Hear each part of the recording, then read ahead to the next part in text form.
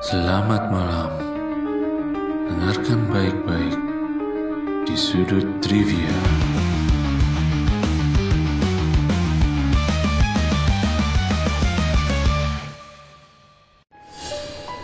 Misteri Santet, senjata gaib Nusantara. Di sebuah desa terpencil di Indonesia, terdapat sebuah kisah yang telah turun-temurun menjadi perbincangan. Santet, sebuah ilmu gaib, dikenal sebagai senjata tak kasat mata yang bisa menghancurkan atau menyakiti seseorang dari kejauhan. Dikatakan, orang yang terkena santet sering kali mengalami gejala aneh, seperti rasa sakit di tubuh tanpa sebab medis, mimpi buruk, atau bahkan menemukan benda asing misterius seperti paku, rambut, atau beling di dalam tubuh mereka. Konon, santet berasal dari ilmu hitam yang dipelajari dengan laku batin yang berat, termasuk puasa di tempat angker atau ritual dengan benda-benda keramat.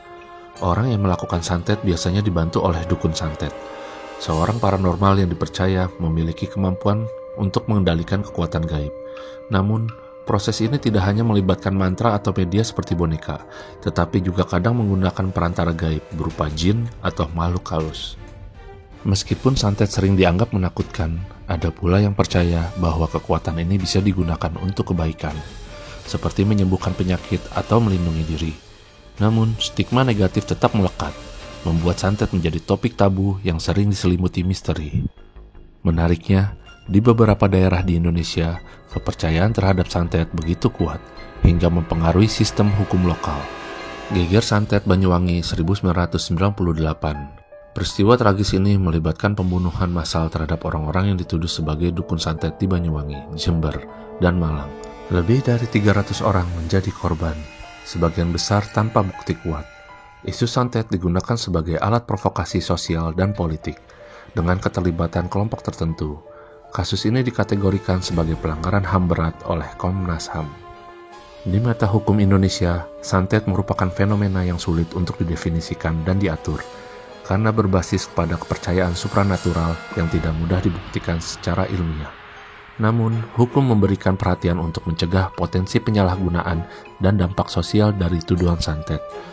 Di sisi lain, pemerintah mencoba mengatur masalah ini melalui KUHP baru untuk mencegah aksi main hakim sendiri terhadap individu yang dituduh sebagai pelaku santet. Santet dalam KUHP 2022. KUHP baru Indonesia pasal 252 mengatur tindakan yang berhubungan dengan kekuatan gaib, termasuk santet, dengan tujuan tertentu seperti mencelakai atau menakut-nakuti orang lain. Hukuman yang diberikan adalah penjara maksimal 18 bulan atau denda maksimal 200 juta rupiah.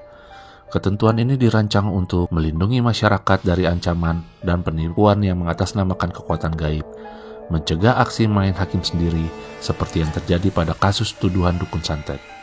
Salah satu tantangan utama dalam menegakkan hukum terkait santet adalah bukti.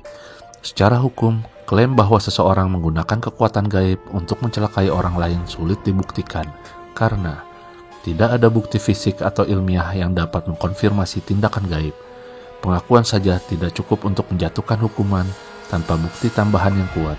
Meskipun hukum mencoba memberikan kerangka untuk mengatur masalah ini, santet tetap berada di wilayah abu-abu hukum karena sifatnya yang subjektif dan supranatural.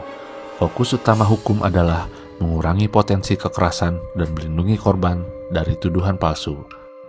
Santet bukan hanya soal kepercayaan, tetapi juga cerminan budaya yang kaya akan cerita magis. Apakah santet benar-benar nyata, atau sekedar mitos yang berkembang dari ketakutan dan imajinasi? Hingga kini, jawabannya tetap tersembunyi dalam kabut misteri.